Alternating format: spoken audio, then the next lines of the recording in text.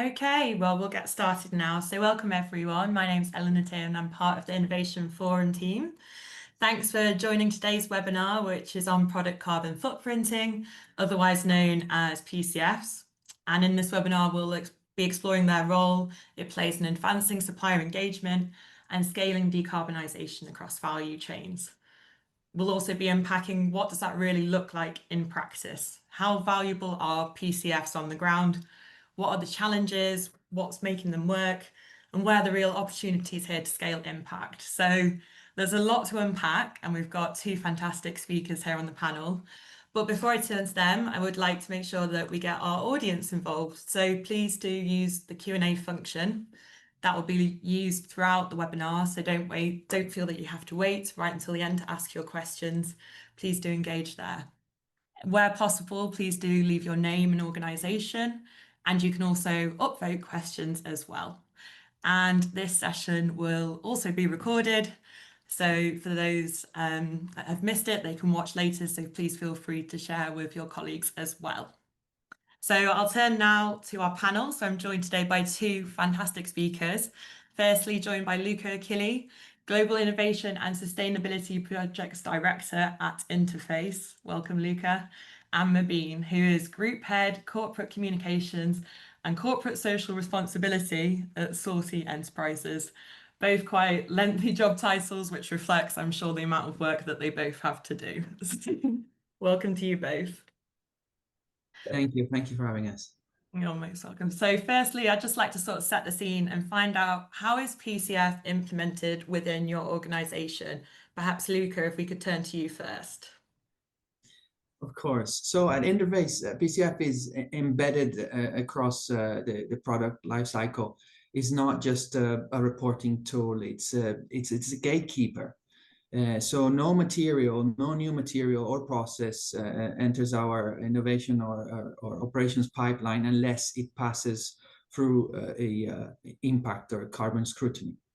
We've built internal LCA capacity and standardized tools aligned with various ISO standards, and train the teams across R&D, procurement, and sustainability. So we're now at the stage where PCF guides material selection, innovation, direction, and supplier engagement. Thank you, Luca. And how does that work exactly then, embedding it across the different teams? Could you expand on that a little bit? Yeah, so it's about training them on what is most important, and training them on which questions to ask, and also some basic training on the impact of certain key raw materials. So they have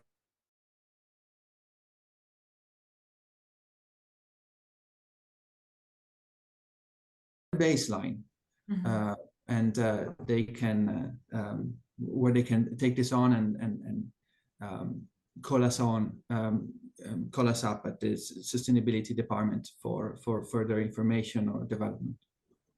Great, thank you, Luca. I'd like to, lots to come back to there, but I'd like to make sure, turn to Mabeen. So Mabeen, same question to you. How is PCF implemented within Saucy Enterprises?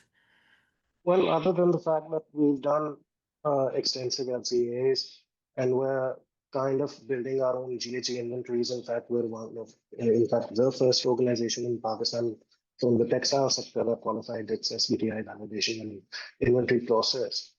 So as a supplier from the global south, our understanding, because we've gone through the process ourselves, has expanded substantially.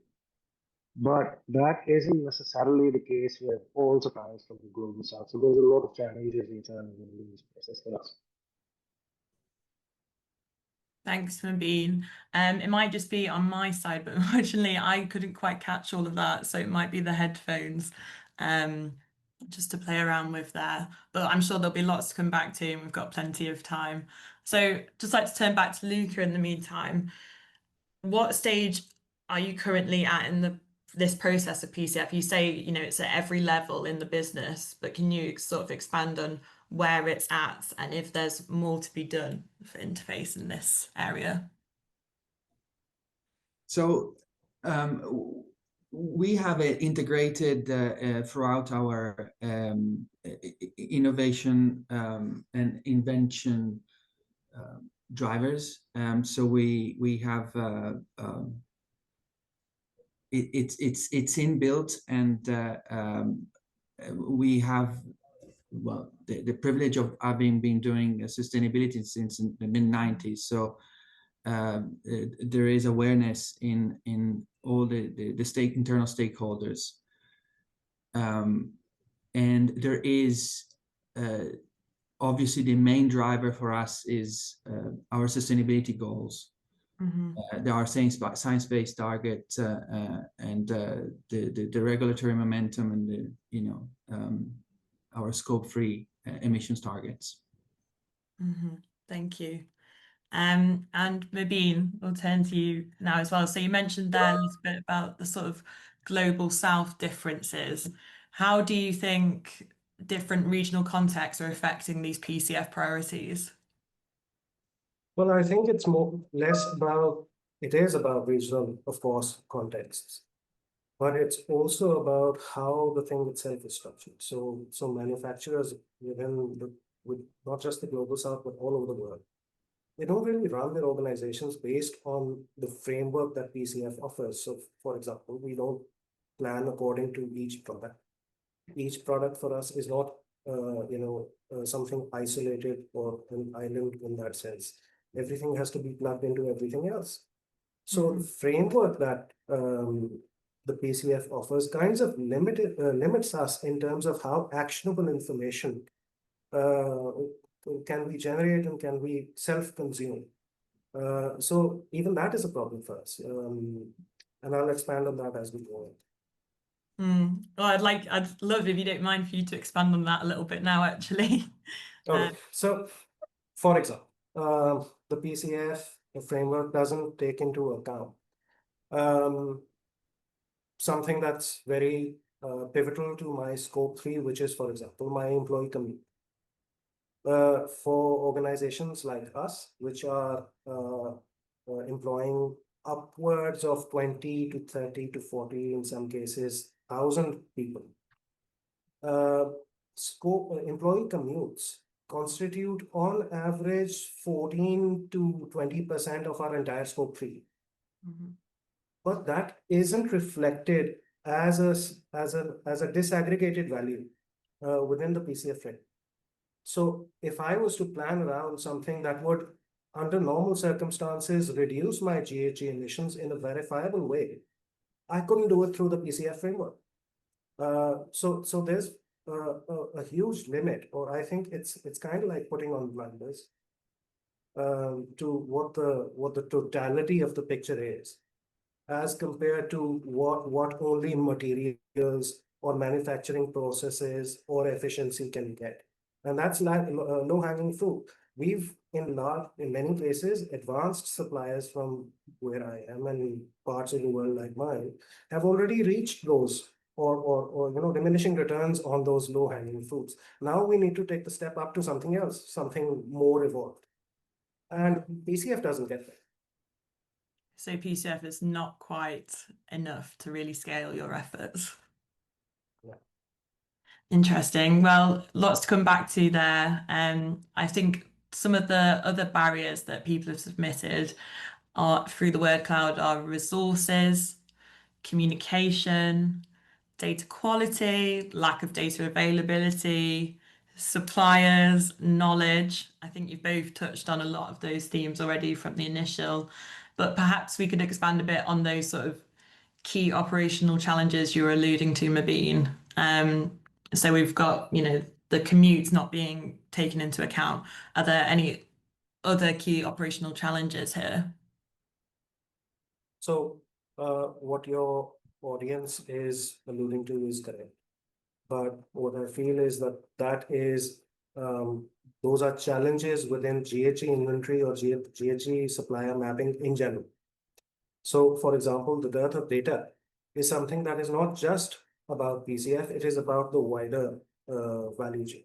And almost all efforts that will go into value chain or supply chain management will eventually run into these problems. something which is very critical to PCF, I feel, is the lens through which it's been constructed, and that lens itself does not lend itself very well, unfortunately, to the realities of the world, the parts of the world that we operate. And therefore, when you reach a point where you understand these frameworks, you then reach also the point where you start to think this is only a reporting frame. This is not even designed for me to improve myself beyond a certain point. And I think that's the key problem of the PCF itself. There are many ways of improving it. I'm not saying that the improvement is not possible or that the framework doesn't work overall. It's just that there are these small challenges that need to be addressed. Thanks, Mubin. And just a reminder to the audience, please do continue to submit your questions. We'd love to hear from you. Luca, if I can now turn to you, the same question, but more from sort of the buyer's perspective, how are you seeing the sort of challenges with PCF? There's always someone that's still on mute. Yeah. I think it's a matter of we have regional differences as to that influence our approach. So data availability, supply capabilities, and regulatory pressures vary significantly. We operate globally, and our targets are indeed global. So we need to be flexible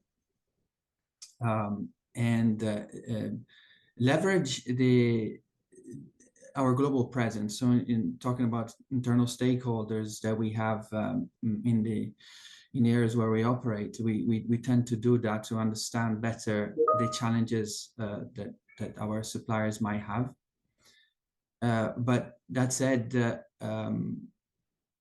our 2040 goal is all-encompassing and for all our product ranges to achieve net zero. So we need to tackle every region, and we're doing so in a methodical and strategized way. So Interface obviously operates on a global scale, right? How do you sort of deal with those sort of differences in supplier readiness across different regions? Through experience, we know what the challenges usually tend to be depending on the regions, and so we have built an internal capacity based on experience on tackling that, and depending on the maturity level of our supplier, we have different tools that we use to help the supplier, or in some instances, some of our suppliers are even more advanced in terms of the sustainability than us. So it's a very collaborative approach. Mm-hmm. Thank you, Luca. And to you, Mubin, as well. How does that look from your side? What sort of methods there can ease that communication? So other than the fact that, the realization of the limitations of organizations and people working where for example, our education systems are not as good as they are in other parts of the world. We don't have ready access to experts who also work within, allocated budgets, which are relatively meager in the global south, but the subjects are just as complex as they would be otherwise. I'll give you an example. My organization in Pakistan has 19 different kinds of facilities. Not 19 facilities, 19 different kinds of facilities. Imagine the complexity of all of these parts of an organization working together, and then for all of them to be traceable or mappable in that sense, for inventories to be built around the functions and operations of these distinct parts. So it's not really a matter of for us of not being willing to do it. We're highly willing to do it, because for somebody this climate change or decarbonization might be an abstract fact. for us, it's a living reality. And in that sense, we're highly motivated to reach goals that are reasonable. Reasonable in the sense that for every goal you have an effort and you have an end goal. So there has to be a balance between these. What we found is, coming back to decarbonization, the Science-Based Targets Initiative allows for a reasonable target for reaching net zero by 2050. What that means is that by 2050, you reduce your absolute use of or absolute reduction by 90%, and for the other 10%, you can offset that then. But in our case, while we have a legitimate target of reaching, that kind of reduction by 2050, it is supplanted by a target which is enforced upon us by buyers. And since we and many suppliers in Pakistan and other parts of the world are supplying to multiple organizations, what that means is for somebody to come up to us and say, all right, you have a target for 2050, but my target is for 2045. So I now have to comply with that 2045 target. And then a second buyer comes and says, oh no, my target is for 2040, and a third one, and a fourth one. And so much. What that results in for organizations like mine is to reach net zero. And I'm not kidding. This is a real world example. By 2030. And then we have to go back to them and say, the kind of technologies that thing requires have not even been built yet. So what are we exactly trying to commit to it? So yeah, that's my perspective. Yeah, that definitely must be a struggle to sort of balance all of those different asks. I mean, what do you think could work here in offering more support in that relationship? Somebody who is very wise and somebody who advises me constantly usually says that money is more important than advice. So for a buyer who is in a transactional relationship with us, usually co-investment would go further than trying to develop my knowledge capital on something that is already frameworked by you for your service. Well, I don't understand how that helps me. So that kind of thing is important.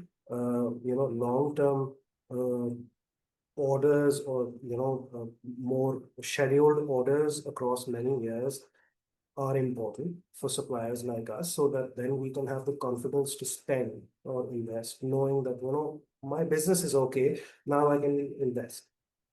But to push suppliers into an equation in which they must, one, invest, B, and not just on the technologies, but also on the people, because fundamentally we're a denim maker. Why would we need a climate expert? Why would we need a social responsibility professional? We're supposed to make really good denim, but we're investing into all of this. But that is without the assurance that the buyer who is, and this is not me, this is WWF and the Boston Consulting Group that says it. Suppliers are usually the ones who invest in and push the lion's share of the load on what these regimes are. Whereas buyers benefit from it reputationally and in terms of their business. And this is a disproportionate relationship. So all professionals like me think is that there should be some balance to that relationship. There should be some assurance that if we're complying with or following a certain regime, that would mean more business for us, because that is basically what we are. Thanks, Mubin. Luca, would you like to comment on that? Yeah, I mean, it is a challenge, and it often falls on the suppliers to make the change. We adopt a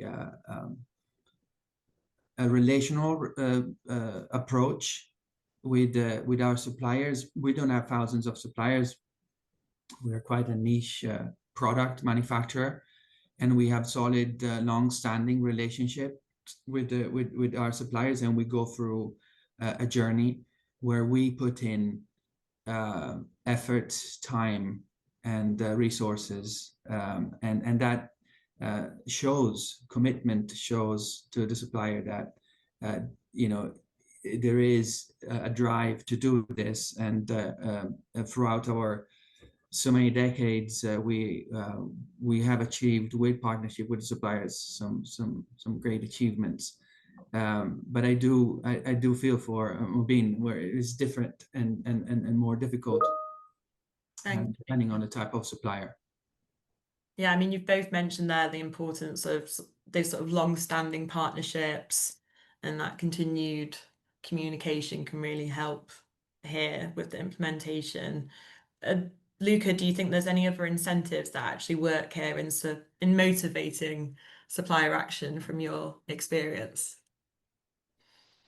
Yeah, so we have adopted an openness, and so we've scored our suppliers based on sustainability maturity, and we've covered 80% of our scope 3 emissions. And what we've done is we have scored them against certain parameters, and then we independently, and then we approach the suppliers and show them what we found. We show them how we fare in terms of that scale, and then we start talking about, okay, so you are in this at this level. How can we help, and you increasing, if there is need to increasing that maturity level. And this has been quite successful, and being open and collaborative, and going on a journey together. It works much more than just imposing and threatening the suppliers. That just doesn't work, in my experience. Thanks, Luca. Mobeen, have you experienced the same sort of openness, opportunity for collaboration, or is that something you're hoping to see more of? While I hope to see more of it, I just to second my colleagues, I mean, I don't mean to sound like all buyers are the same. But all I'm saying is there are buyers who are creating problems, but there are buyers who are creating solutions. I found that in some cases, for the best teams that I have had a privilege to work with in terms of my buyers, usually the person who sources and the person who conducts ESG or sustainability studies for us are the same person. And I've seen that organizations that have made that transition have not only been more than fair to their suppliers, but have resulted in works that are industry or global firsts. I mean, I could give you examples, but I won't. It's because I don't want to name organizations. But I think there's a steady stream that will eventually lend itself to more visibility. That the person who places the orders and the person who judges you for your work in sustainability need to be the same person. And leaning more towards understanding the challenges of not just sourcing, but of sustainability itself. And if that happens, you get a great buy. Luca, do you want to chime in there? Yeah, I think this is what we have internally. What Mobeen is been mentioning, and it works because if you understand the challenges of improving the impact, the emissions of a product, then you appreciate that this might come with a premium cost, and the logistical challenges, it really helps. As I said, most of our relationships are such. The collaboration with our procurement team is very strong, and the relationship with the suppliers is again long term, and that really works. It really does. Mm-hmm. Thank you both. We touched on this a little bit at the beginning, sort of about those sort of geographical differences and operational contexts. How can we ensure that PCFs are sort of standardized across and work across all of these different contexts? Mobeen, do you have any thoughts there? I think that the PCF needs to, at some point in time, include the actionability of its results, not just for the buyers or for the ESG reports or for the consumers' consumption, but for as actionable information for organizations like mine. We have, organizations and people just have limited time, they have limited resources, they have limited effort, energy. So for us to invest that level of energy, there was a study, I forget exactly who conducted it. I think it was McKinsey, somewhere in 2022 or 23, which said that on average, one product's LCA costs around $10,000 to $12,000, whether that's in kind or financial. I mean, imagine suppliers from the south or SMEs. Forget me. Talk about SMEs. Do they have that kind of money? Can they give you that kind of traceability given their resources? It's not possible.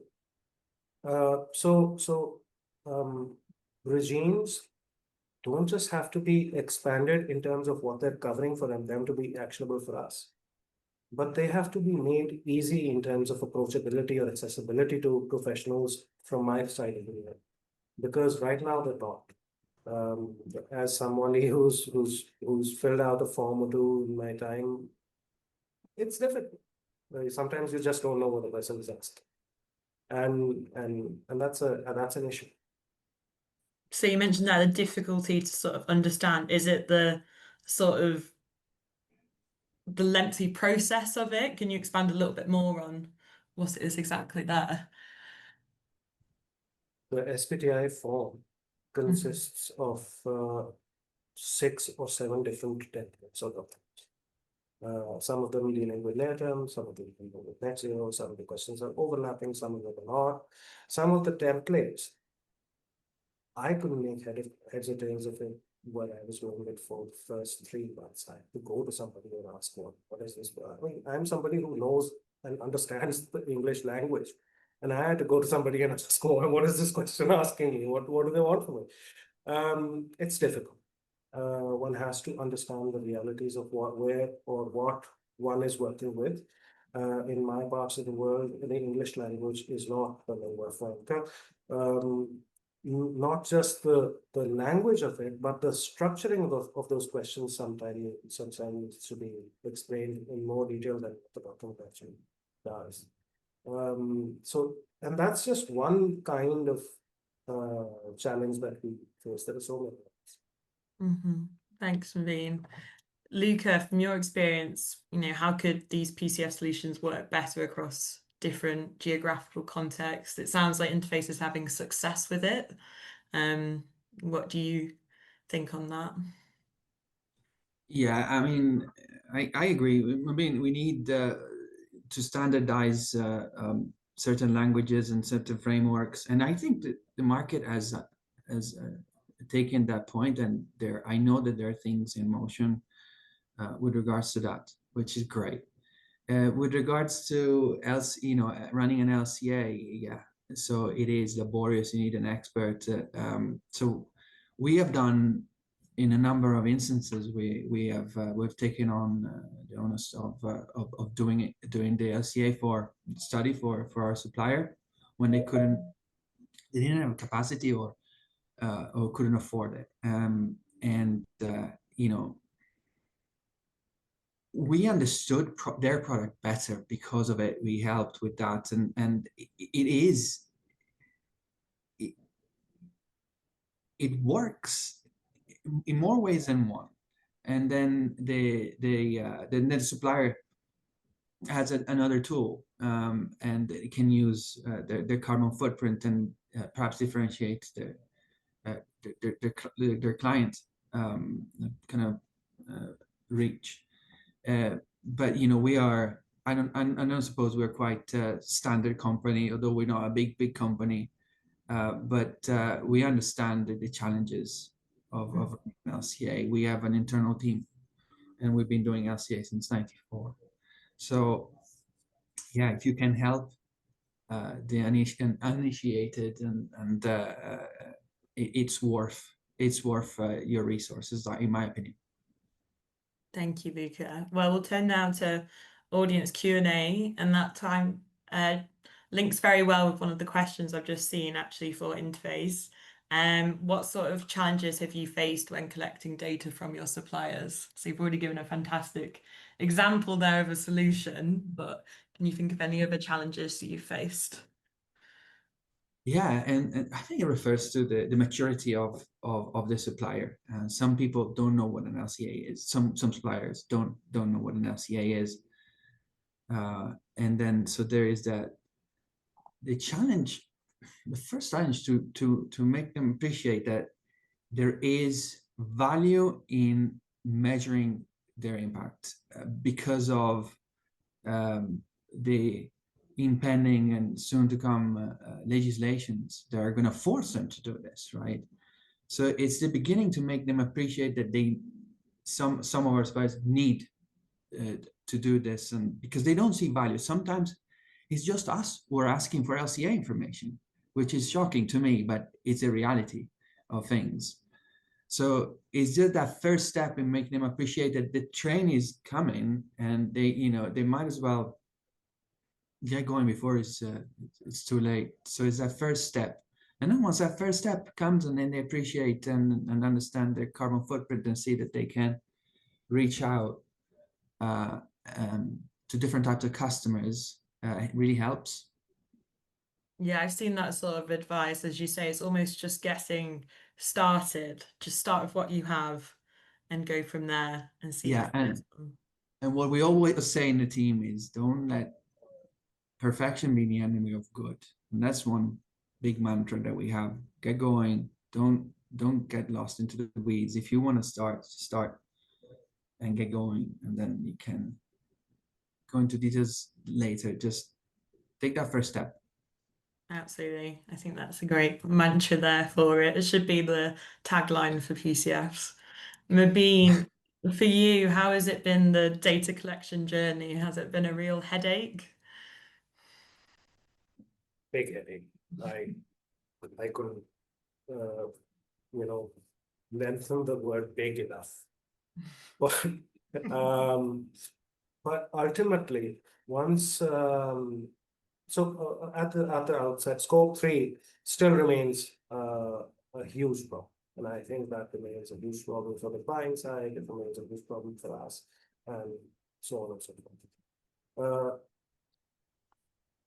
Pakistan currently doesn't have an emissions factor published for the energy mix that it makes at the national level. So we have to assume a number in some cases, which is an educated guess, but is not official. Compare that to a place like the UK that has an annual publication, official numbers for everything that you could think of by DEFRA as emission factor. So all you need to do as an organization in the UK is to take your processes, break them down into steps, break them down into materials used, so on and so forth, and you multiply that by a number that your government gives. I don't have to. So any information that I do have, I have to multiply by a number that is completely non-representative. So data for me sometimes is present, but I can't translate it into policy, because eventually my organization needs a policy and a way ahead in order to fix whatever it is that needs fixing. But for the global south, that still remains. So Yeah, you're right. That definitely does sound like a headache. And I think that really exemplifies, as you say, the differences there for Global South. Question now from Danielle Byrne for yourself, Luca. Given global complexity, how have you decided when to incorporate primary data into reporting? Great question. I think our end goal is 100% primary data. And we are lucky enough to be on a very good point of the journey. I think you need to focus on you need to understand where your supply chain, where your biggest GHG contributors are, and focus resources on what are your biggest for instance, raw materials emitters. And that's what we do. We focus on the biggest GHG emitting raw materials or processes, but it's mostly raw materials. And with the limited budget and resources that we have, we focus on those and work our way down. So almost identifying the key hotspots, Yes. prioritizing those, and then working through. Mabeen, how's that looked for yourself? How did identifying hotspots go for Salty Enterprises?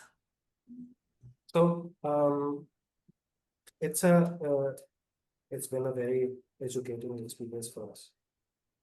But it's also been relatively straightforward because GHG 101 says that energy anywhere that it's made is going to be right in hotspots. So what we did was back in 2001, 2002, we started to replace most of our in-house capacity for energy generation by renewable energy. So today, Suki has 11.2 megawatts from solar power, 5 megawatts from wind power on-site, and 50 megawatts of wind power from off-site sources, all belonging to Suki.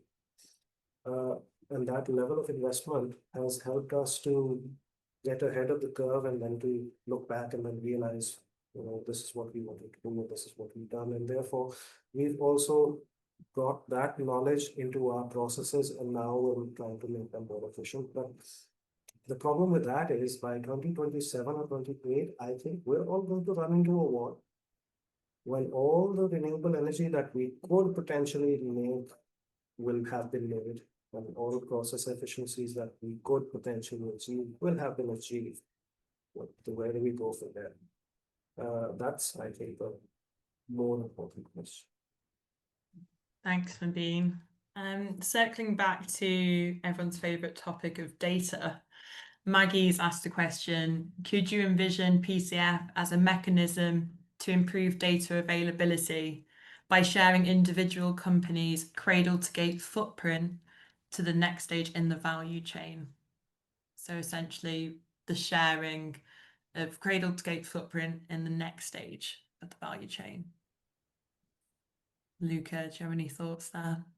I think we should, yes, because we need progress, and we need progress fast in the situation that we are in the spirit of the greater good. I think we definitely should. I'm for this, yes. And some companies are afraid of disclosing sensitive information, but there are ways of kind of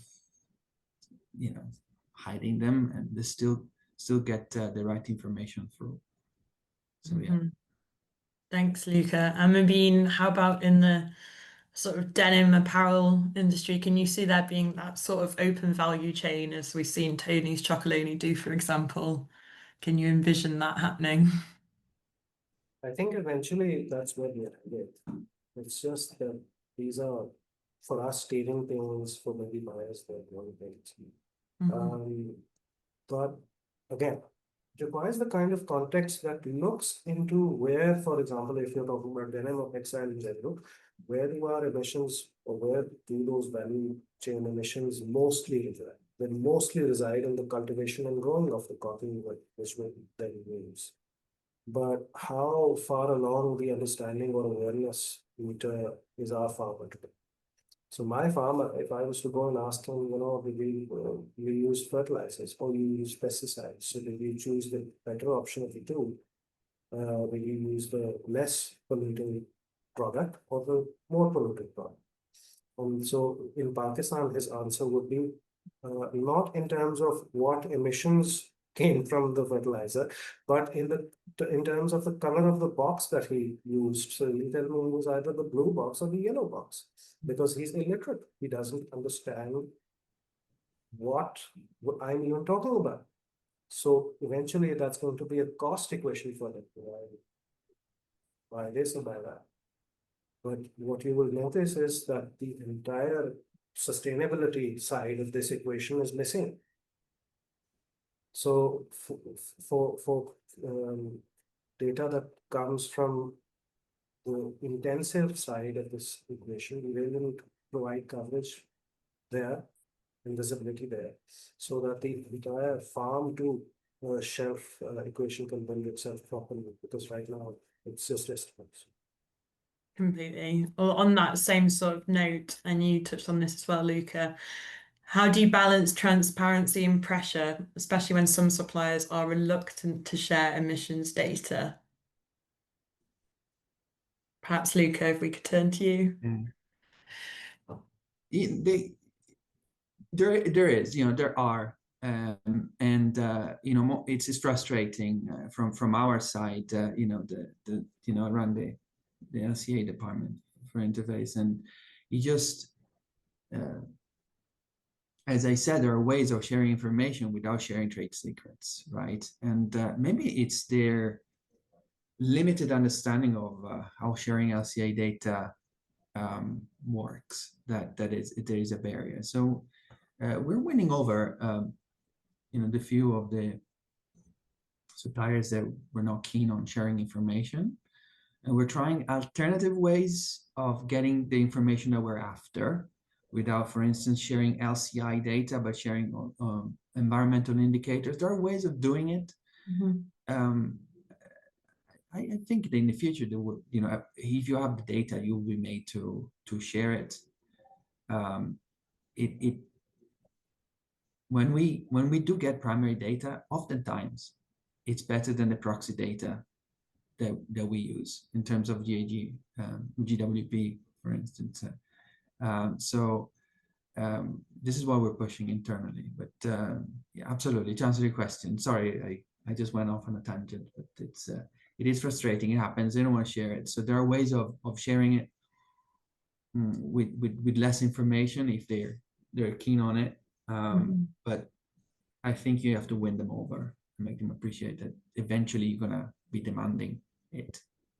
And how is it that you go about winning them over? What does that look like in practice? We share, that with the other suppliers, they're, have been sharing information with us for, some of them for decades, and it's, and with these suppliers where we have good relationships, that they're open, we continue doing business with them, and if others are doing it, and after others are sharing information with us, usually it puts them at ease. And then we have internal LCA expertise, and we explain to them, look, we're going to get thousands of data points, for instance, if you're not keen to share with us, and we can't extrapolate your energy, input, your secret sauce. You can't get it out. So we've been quite successful at this, I have to say. Thank you, Luca. And Bean, is there anything you want to add there? Well, I think that as time goes along, I think more and more suppliers will generally shift towards more transparency overall, or they will just lose out on business. And I don't think anybody wants to lose out on business. It's just for us, it's never about not agreeing with the base premise of the argument. It's about how we can have a greater say in how you're structured. And that's big. Thank you. And you mentioned earlier on that Sorty has other sustainability priorities. There's some fantastic incentives that Sorty has, doing the sort of Blood Initiative, the Women's and Community Empower Initiative. There's so many there. How do you sort of balance that prioritization of PCF with those other ESG priorities that you have? So we kind of view it through the same lens. We refuse to look at it in terms of discrete problems. For us, including more women in our worker mix is just as important as, for example, reducing the water use during our manufacturing process. And it is just as important as having, persons with disabilities amongst our workforce, and so on and so forth. We've been working on this for about 20 years now, but for the last 10 years, we've been working on this more programmatically, but more in a way that's more traceable. So I'll give you an example. When we understood that, carbon emissions for us we were going to run into problems because the carbon emissions weren't in the manufacturing of the thing. They were in the cultivation of the cotton. So we expanded into sustainable agriculture. Today, Suti runs about 34,000 acres of sustainable agriculture across regenerative, organic, and regenerative organic, which is the most difficult of all of these things. But we do a significant portion of it with women farmers.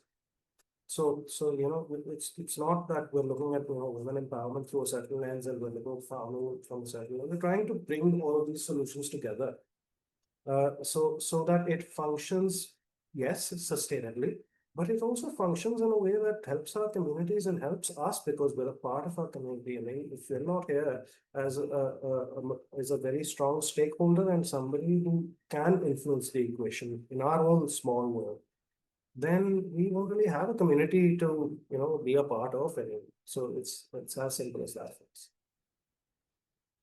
Thanks, Mabeen. It's so great to hear. It's clearly integrated at every level, as you say. And Luca, obviously, interface pioneer and leader in sustainability. Lots of initiatives there. Do you want to expand on that? How you balance those sort of different priorities within that ESG lens? I'd like to continue on what Mabeen said. I see the environmental piece that it will eventually encompass social indicators. For instance, we're seeing in the LCA world that there are proposals of introducing social indicators and biodiversity indicators as well in there, because they're all one, really. They are interconnected. And so we're also now looking into the social and the nature and biodiversity piece. I think the concept of natural capital is something that is very interesting and should be appreciated, and our stakeholders and leadership team should appreciate that.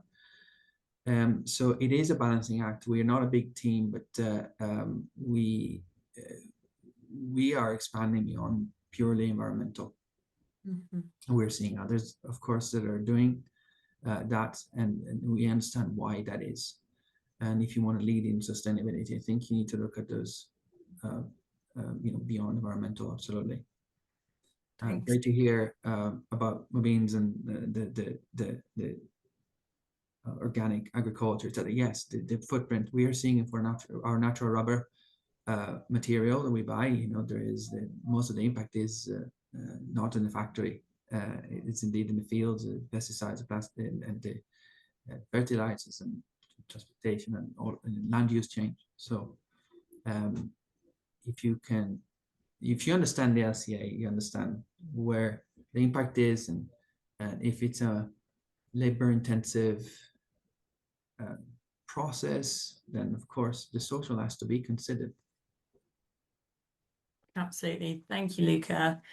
Mabeen, you mentioned at the beginning of the webinar the sort of emissions generated from your employees commuting and how that sort of surprised you.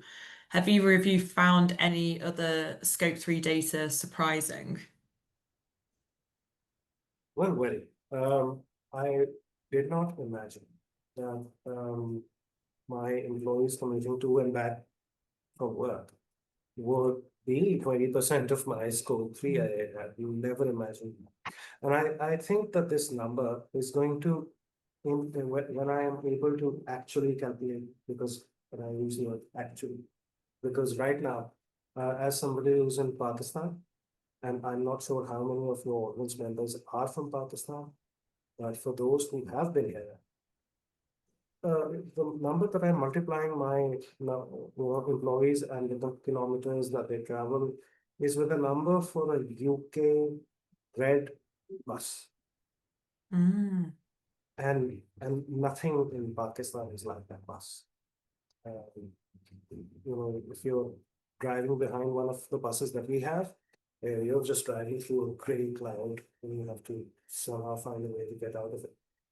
So if I was to multiply it by the actual number, whatever that number is, I think this might increase. And that basically means that a huge percentage of what I can influence potentially and not able to right now comes from something that we take for granted.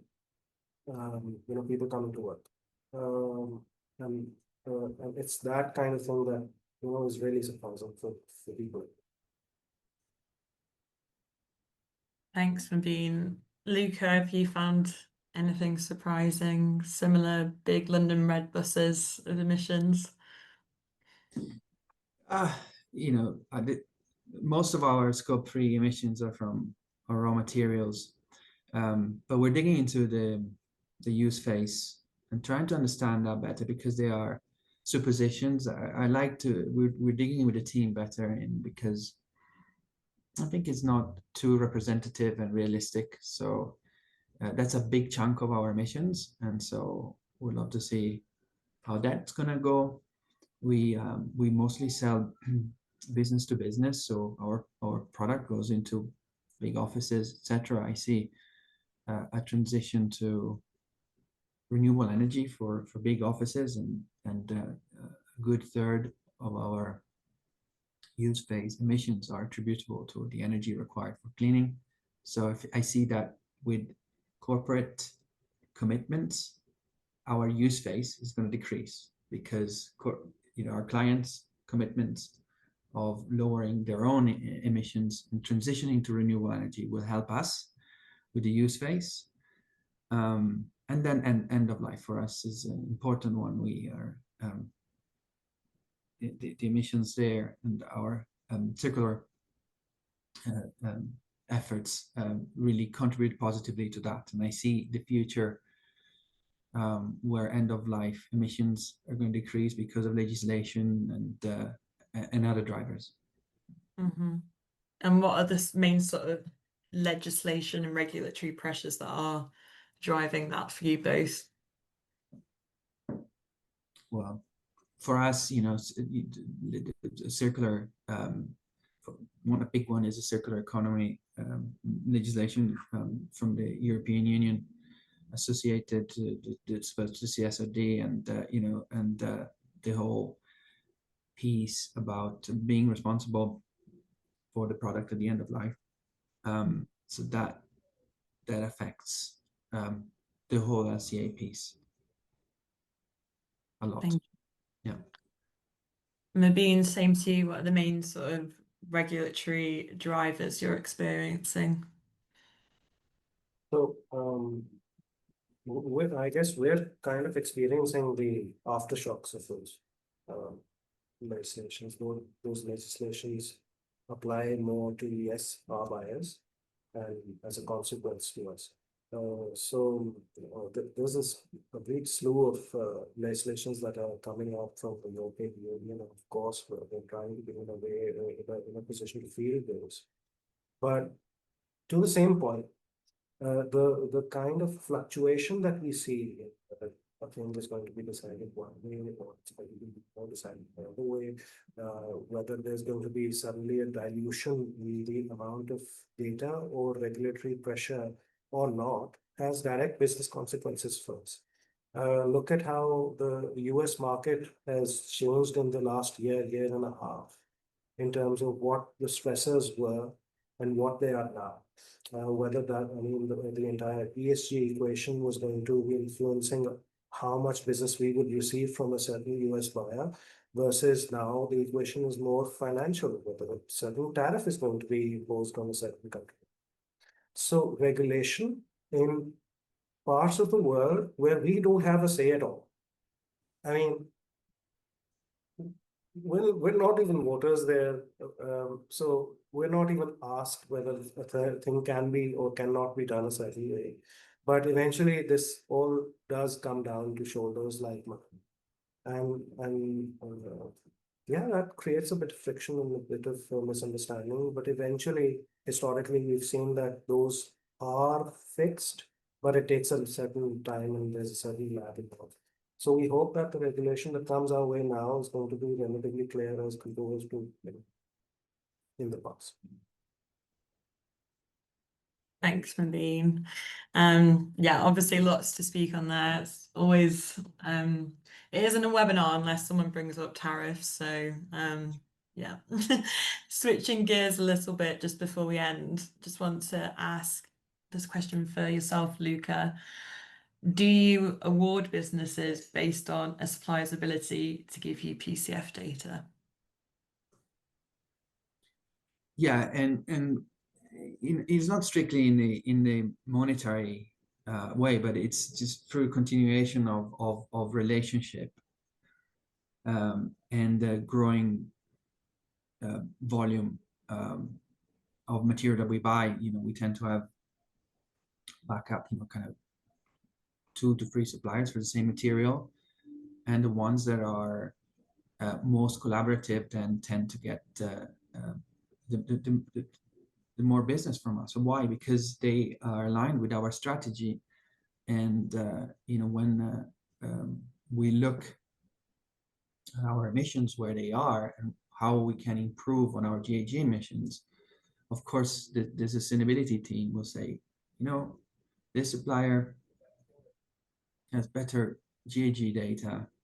If we want to continue our journey, we should buy more of that material, and that is usually it really usually is the case. Thanks, Luca. Taking note of time, and now I'd like to ask for your key takeaways from the discussion, Mubin. I think that there's so much that can be understood about each other. The work that Interface is doing and Luca is doing and the work that I'm doing is more or less in the same direction, although we don't work with each other. I'm not a supplier to them, they're not a buyer of ours. But that does show you that there are organizations and departments and structures and professionals who are working within the larger framework, which is similar. So there's so much overlap in thought and feeling and dedication to our works. I just hope that we can come to an accord where that kind of value can lend itself economically, of course, but also relationally. Because if the relation is sorted, I've always felt that problems are more relational than they could be solved. And if the relationship can be solved, then all the other problems can be solved as well. So I think my key takeaway is that I understand more about how the buyers view things and how they're making efforts. And I hope that I've been able to explain how we're trying to do the same thing in a way that is contextualized to who we're going to get. Thanks, Mubin. So that strengthening of relationships is key. Same question to yourself, Luca. What would be the main takeaways you've had from this discussion? As we said, don't let the perfection be the enemy of good. Get on the journey, build trust with suppliers. I would say, from my experience, invest in internal LCA capability if you can. That knowledge is so key in understanding your own situation, and it gives you direction as to where you have to go next. It helps with the strategy. So for us, the path to net zero, which is what we are aiming for by 2040, through collaboration, science, and consistent action. So yeah, I think that's a great note to end on, striving for a start, not perfection. So with that, thank you both so much, Luca and Mubin. It's been fantastic learning really about how the realities are of PCF, the realities on the ground, and what needs to be done next. So thank you so much, and to our audience as well. Thank you for all of your questions. We'll be continuing the conversation at our Scope 3 conference later this year in Washington, DC on the 3rd and 4th of December. There is a little message now in the chat, and in there is a discount code you can get for your pass. You'll be joining the likes of Mars, Colgate, Danone, IKEA and Volvo and more. So thank you everyone for your time. If you would like to get in touch regarding hosting a webinar with Innovation Forum, please do reach out to myself, one of the team. But for now, I've been Ellen here. Thank you and goodbye.